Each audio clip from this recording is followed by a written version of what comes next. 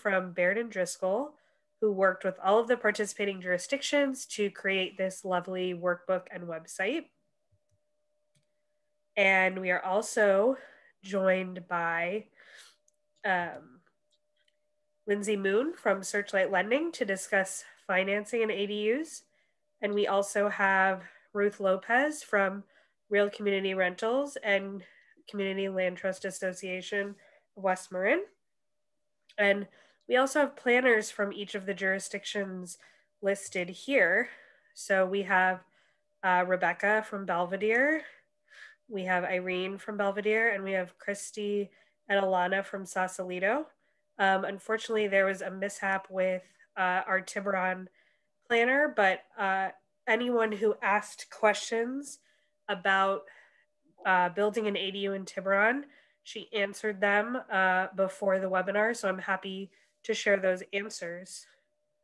But let's get started with the rest of the presentation.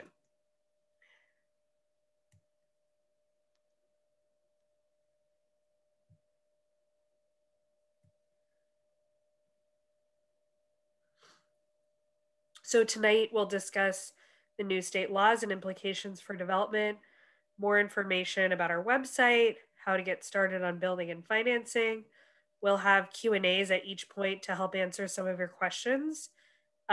We are trying to have breakout rooms, but we're having technical difficulties. So we may just have to have a conversation about Belvedere, Tiburon, Sausalito, and unincorporated Southern Marin together, just in terms of planning and building.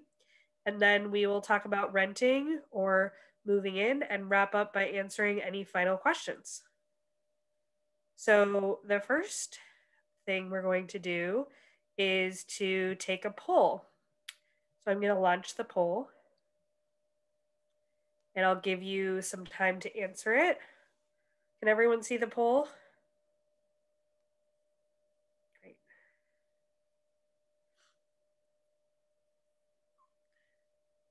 Looks like the answers are coming in.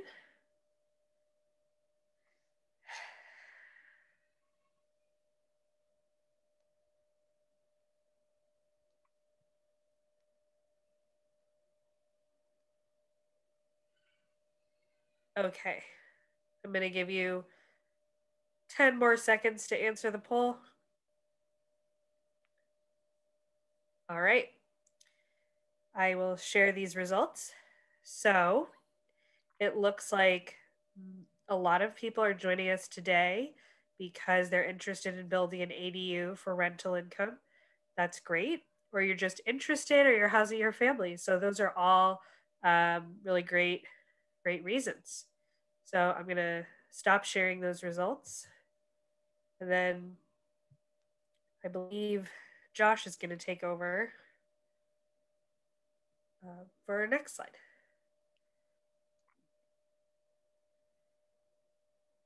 Hopefully everyone knows what an ADU is, or an accessory dwelling unit, because you're here, but it goes by lots of names. It could be a granny flat, a converted garage, a basement apartment.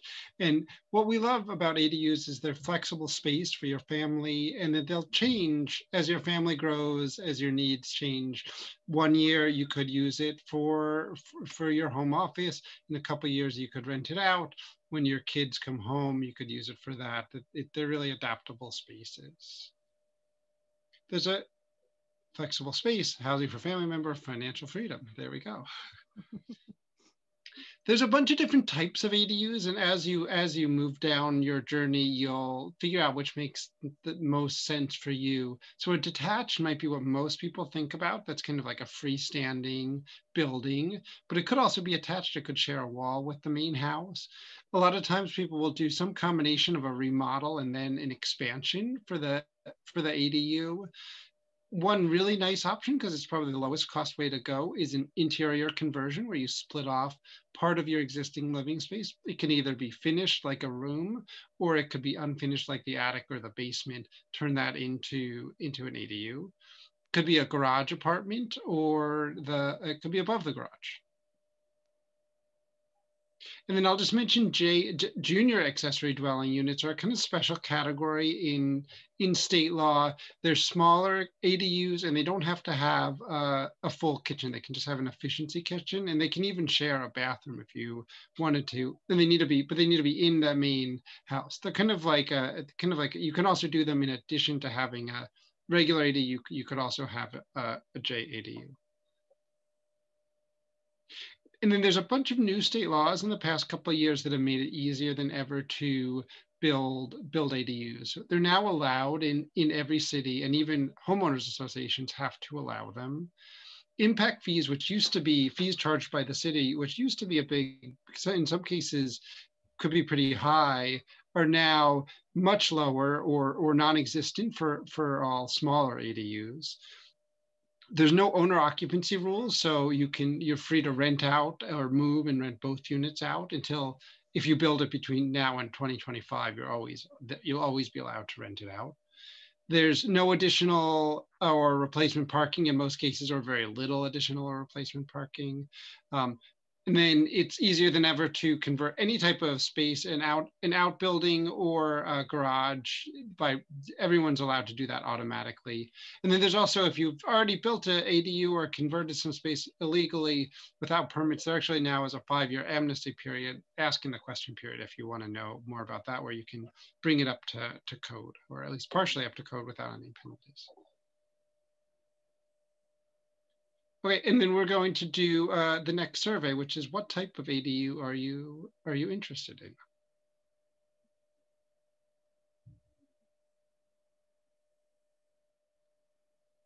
So we'll give everyone about 30 seconds to answer this one.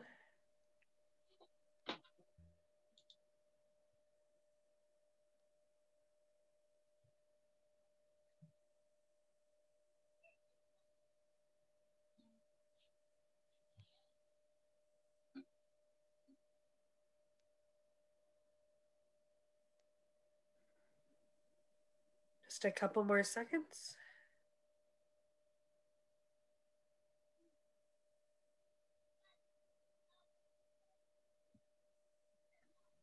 Okay, looks like most are interested in detached new construction, some interior conversion. I also got a question in the chat box that I will bring up during the Q&A.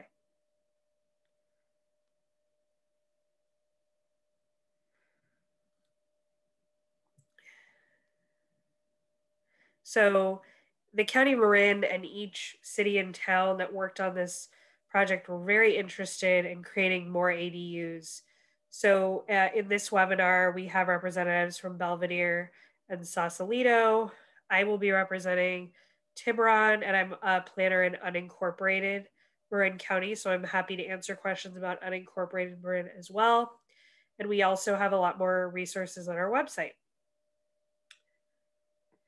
So the ADU Marin website is a really great place to start if you're thinking about building an ADU, or if you have questions about costs, use the cost estimator, or what's permissible in your jurisdiction. The website has everything linked here: sample floor plans, homeowner stories, step-by-step guide, planning exercises, city rules, and a calculator.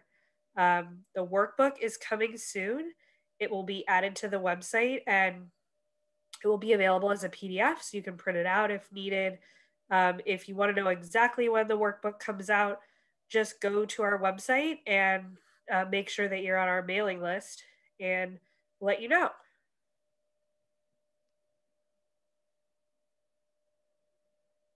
So now I'm going to share my screen and pull up the video, or one of the videos that we wanted to share with you all.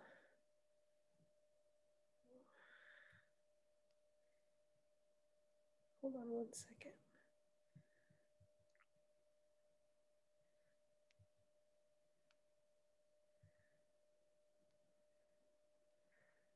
Okay.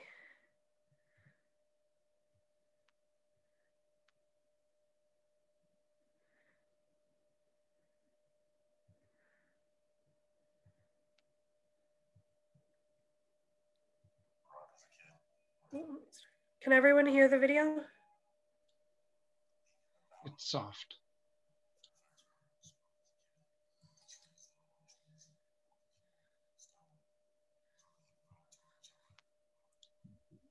We can't really hear it. Okay, I'm at the loudest I can go. Maybe we'll just skip this.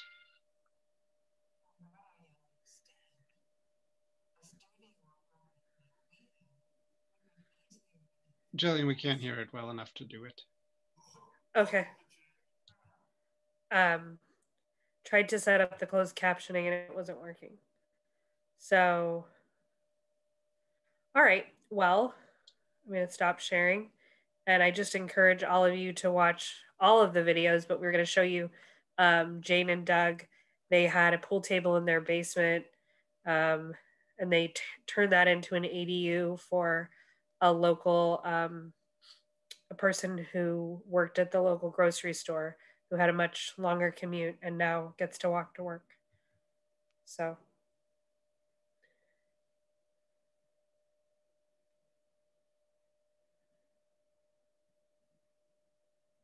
Okay. This is Brandy speaking, and I'm with Baird and Driscoll. And just to wrap it up, every homeowner story, you'll be able to see photos of their home, the way that they built it, hear from them directly, and see their floor plan. So it's incredibly helpful when you're considering what might be best for you to build. So I just wanted to give a brief process overview. And this is a very high level overview. What we've done on the ADU Marin website, as well as in the upcoming workbook, is that we've organized the process into 4 major steps and provide detailed information, exercises, and resources for each one of those, so you know what to expect and you're prepared throughout the entire process. So our first step is getting started, and I'm going to talk a little bit more about that in a bit. But you'll basically want to gather together what inspires you, identify the goals, what type of ADU you want to build and why, and find out what's possible for your property so you can make decisions about your ADU. There's then the design phase. So you're going to work with a team, maybe a design build team or an architect and then a contractor to create a plan and finalize your budget. You're going to meet with the city to make sure there's nothing missing.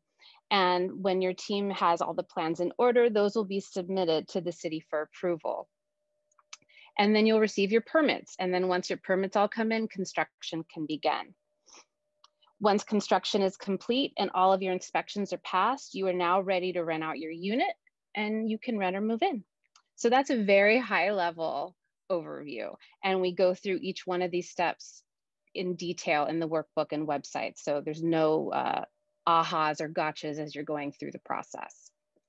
So since getting started is the most pivotal and important step, I just wanted to spend a little time and dive into that a bit. So the first thing you want to do is, again, think about what you want. Look at photos, look at floor plans, listen to homeowner stories, all of which are available on the website and in the workbook, and think about what might be the best for you. You'll also want to consider a budget. And one word of advice we always offer homeowners and property owners is to try not to get too fixed on a specific plan or budget figure. Design and material choices, they can really add up, and surprise costs are not uncommon. So identifying a ballpark figure and not being beholden to final designs early on will be helpful to you later. We also recommend talking to your city early on, even before you have a plan or even a designer. Do a little sketch, go visit your permit counter, and then you can discuss what you hope to achieve, and they'll be incredibly helpful and let you know what the local rules are, how those apply to your property, and what might be possible. And then all that can be fed into your plan. And we also want to remind you that the folks at the city are here to help you. They want to help you and really welcome your questions. So there's really nothing to be afraid about reaching out and just asking them. And finally, a real important step is you're going to want to hire your team and decide on approach. So you can choose a traditional building process, which we call a site build, where the ADU is built and finished on your property. Or you can go the route of a prefabricated option where your ADU is constructed elsewhere and then installed on your property. Either way, you can hire a design build firm that will handle the entire process from start to finish, or you can start with an architect that will help you with the initial designs, and then finish with a contractor that will build it and also help you finalize your plan.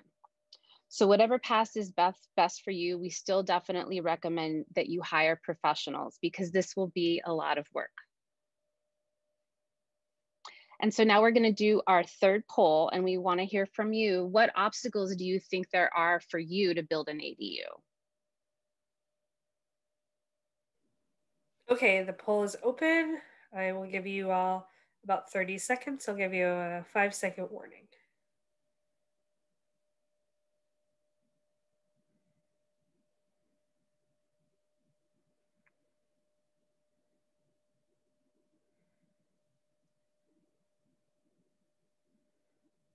Okay, 5 more seconds.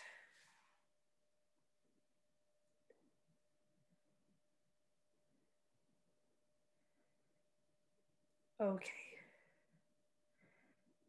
I'm going to end the poll. It looks like most people think that the biggest obstacles are going to be permit and approval process, costs, issues with neighbors, and being a landlord. Well, great. We'll talk about all those things, or they're addressed on our website.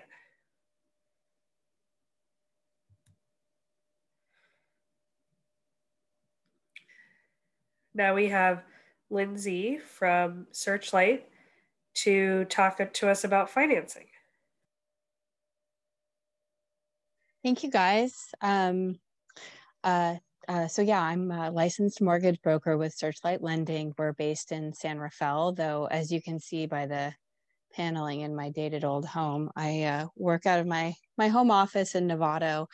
And with regards to costs, you know, construction is expensive, whether you're doing prefab or traditional methods. And if it was any cheaper, I think you'd see trucks lined up and down every block. So it does cost some, but it does really end up helping improve the value of your home. It is a really great investment, but it is a long-term investment. So some good notes to have on this when it comes to your home are just, there's a lot of different options in how you might be able to utilize the cash that is within your home, the equity, but there's also a lot of other options as well.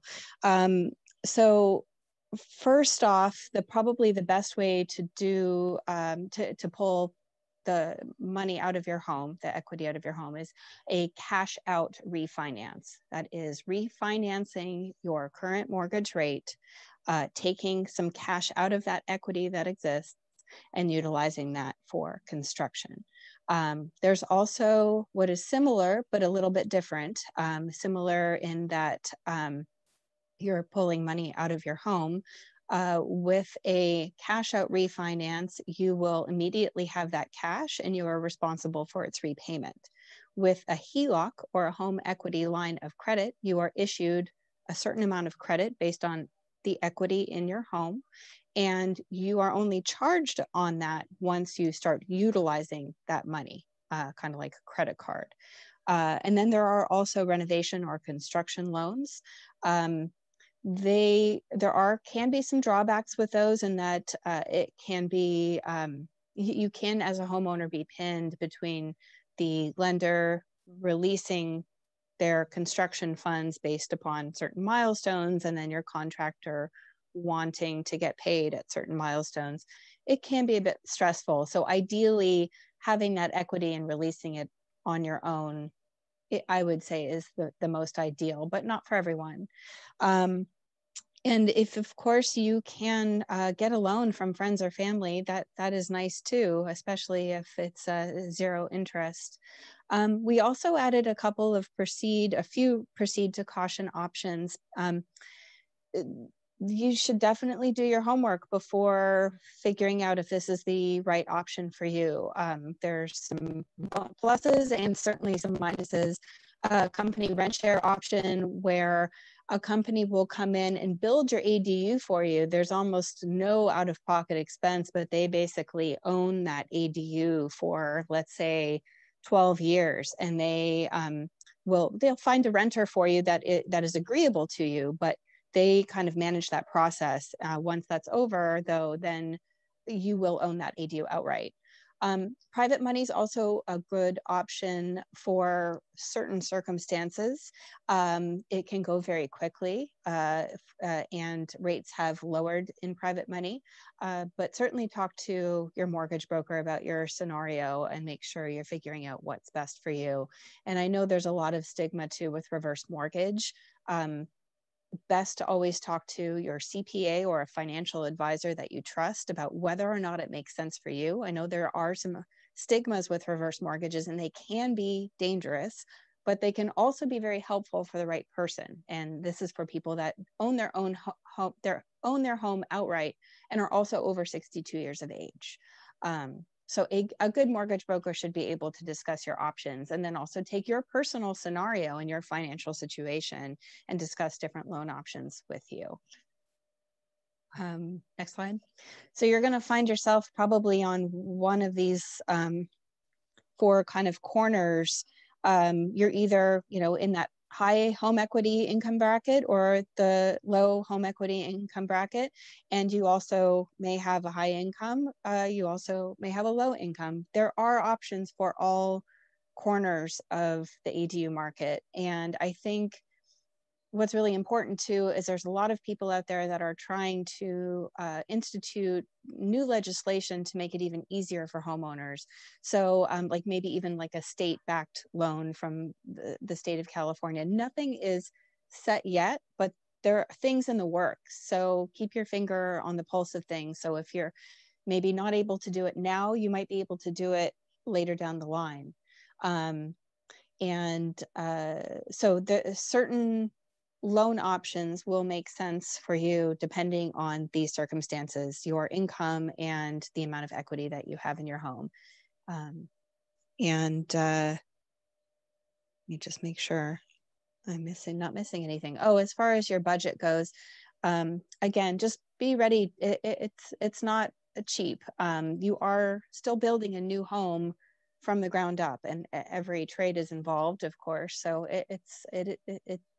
it does cost, but again, it is worthwhile. You do tend to get your return on your investment.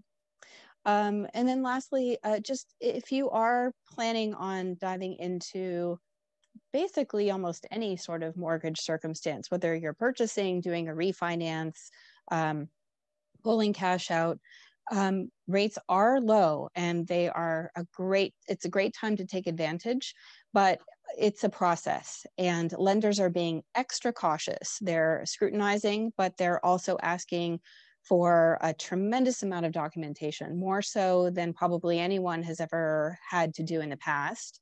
And it can be frustrating, and it can also be, I tend to be in about a 30 to 60 day close period. Some brokers, lenders are 120 days or more. So if you're thinking like, hey, if you're thinking about construction in the spring, it's a good idea to really get the ball rolling right now, hence planning early.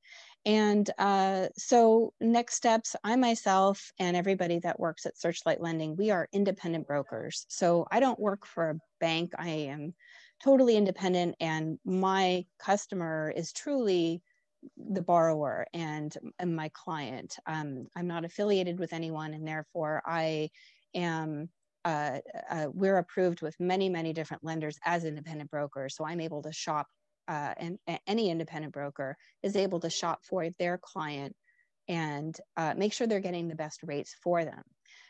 However, there are also some benefits in going with a bank. Going with the bank, you may get, especially if you have a relationship with your bank and all of your accounts are tied to that bank, they may be able to extend additional discounts to the rate. So again, it really proves, it behooves you to do your homework and really just make sure that you're shopping around as well. And if you really don't know about the equity in your home, it's a good idea to talk to a realtor or another professional, or just even look at the comparable listings to really get an idea of what might be there. But a good mortgage broker, again, should be able to help you with that as well.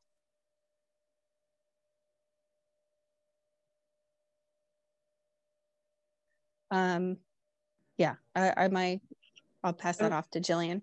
Yes, I just launched the poll. I'll give everyone 30 seconds and I'll give you a warning.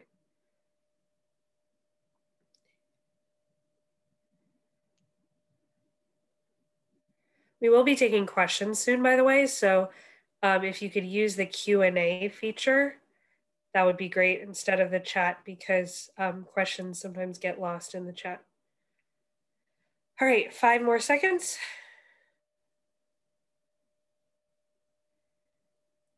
Okay, let's look at the results. So it looks like more people want more information about home equity or renovation loan, cash out refinance, cash savings, or liquid assets, and other.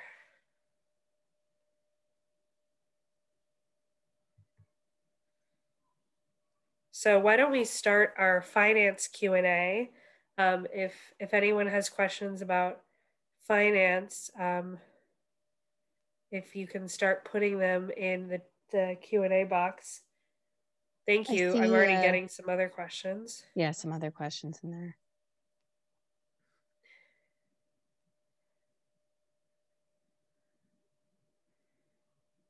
Okay. Let's wait to see if there are any finance questions. In my experience, I would say, I appreciate you guys putting up my phone number. A lot of people sometimes have really private finance questions that they may not want to share. So I'm certainly willing and able, if you want to send me an email to discuss confidentially, or give me a call. I'm available, not right now, but maybe tomorrow. And I'm always happy to confidentially speak about someone's options, or any questions they might have. You're not beholden to anything. Okay, thanks, Lindsay. We do have one question here. What is the COVID policy against financing, and when is it lifted? There's nothing, there's no kind of COVID policy. It's really more that lenders are just being extra cautious. And if you are self-employed, actually, what's interesting to note is, even if you've taken a PPP loan, that is not a deterrent. They do not look at that and say, no way, Jose. But just lenders are just being extra cautious with the risk involved. So they are scrutinizing you as the borrower. They really want to make sure that your income is solid, your job is solid. And again, if you're self-employed, they're going to dive a lot deeper than they would if you were a W-2 employee and have a job that you've been at for 30 years or something like that. But still, they're being pretty cautious with everyone. Thank you, Lindsay. I'm not getting any other finance questions. If you have a question related to zoning or planning, though, and you registered for this webinar at the last minute, could you let us know what jurisdiction you're asking your question for, so that we can help answer it? That'd be great. But let's wait a little bit. Are there any common questions that Josh or Brandy, you have come across with financing that Lindsay can answer? Maybe one or two of those, and then we can go on to the next topic. I would just say the place to start is just to call around, to ask around. If you know anyone who got a mortgage recently, ask them what broker they used, or if you have a bank, call your bank and explain what you want to do. I know it seems like a weird, unique thing to you, but the bank will just be like, oh yeah, talk to this person, and they'll connect you, and it'll just be real natural and easy for them to help you. So just call banks. If you have a bank, call a bank. If you're looking for a mortgage broker, feel free to call Lindsay, or if you know someone who bought a house recently, ask them who they used, and they might be able to help you. Great.